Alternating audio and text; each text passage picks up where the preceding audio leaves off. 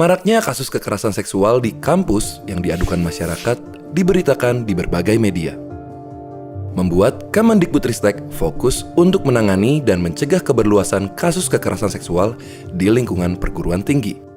Menurut data Komnas Perempuan di tahun 2020, terdapat 10 laporan kasus kekerasan seksual di lingkungan perguruan tinggi yang tersorot oleh media di Indonesia bahkan internasional. Padahal, berdasarkan survei Nama Baik Kampus di tahun 2019, dalam rentang 2 bulan saja diperoleh 174 testimoni penyintas kekerasan seksual. Serem ya kawan-kawan. Jumlah pelaporan yang tidak sebanding dengan jumlah testimoni di lapangan menunjukkan bagaimana sebuah kepastian hukum sangat dibutuhkan untuk menciptakan kampus yang aman dari kekerasan seksual. Oleh karena itu, Kementerian Pendidikan, Kebudayaan, Riset dan Teknologi atau Kemendikbudristek membuat peraturan menteri untuk mencegah dan menangani kekerasan seksual.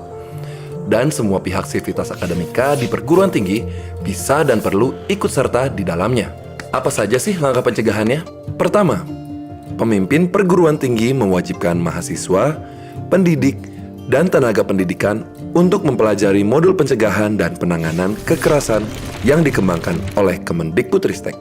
Khususnya modul pencegahan dan penanganan kekerasan seksual berisikan pengetahuan serta uji pra dan pasca pembelajaran mahasiswa, pendidik, dan tenaga pendidikan tentang dasar filosofis pendidikan di Indonesia dan cara-cara yang baik untuk mencegah dan menangani kekerasan seksual di sekitar mereka. Kedua, pembentukan satuan tugas khusus yang bersifat non-ad hoc. Ketiga, pemasangan tanda peringatan bahwa kampus tidak menoleransi kekerasan seksual.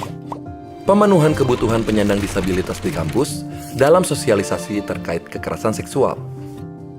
Kelima, penguatan budaya komunitas mahasiswa, pendidik, dan tenaga kependidikan, seperti pemberian edukasi, pencegahan, dan penanganan kekerasan seksual saat kegiatan pengenalan kehidupan kampus mahasiswa baru. Siapa saja sih yang dapat menjadi Satgas Khusus Non-Ad Hoc? Mereka yang dapat menjadi Satgas Khusus Non-Ad Hoc terdiri dari unsur penyidik, tenaga kependidikan, dan mahasiswa. Untuk syaratnya adalah yang pasti tidak pernah terbukti melakukan ataupun membiarkan kekerasan seksual. Menjadi poin plus bila Anda pernah mendampingi korban tindak kekerasan seksual, punya minat terhadap isu kekerasan seksual, pernah mengikuti kajian tentang kekerasan seksual, ataupun pernah mengikuti organisasi yang berhubungan dengan isu kekerasan seksual. Mudah bukan untuk bisa bergabung bersama Satgas Pencegahan dan Penanganan Kekerasan Seksual di kampus Anda?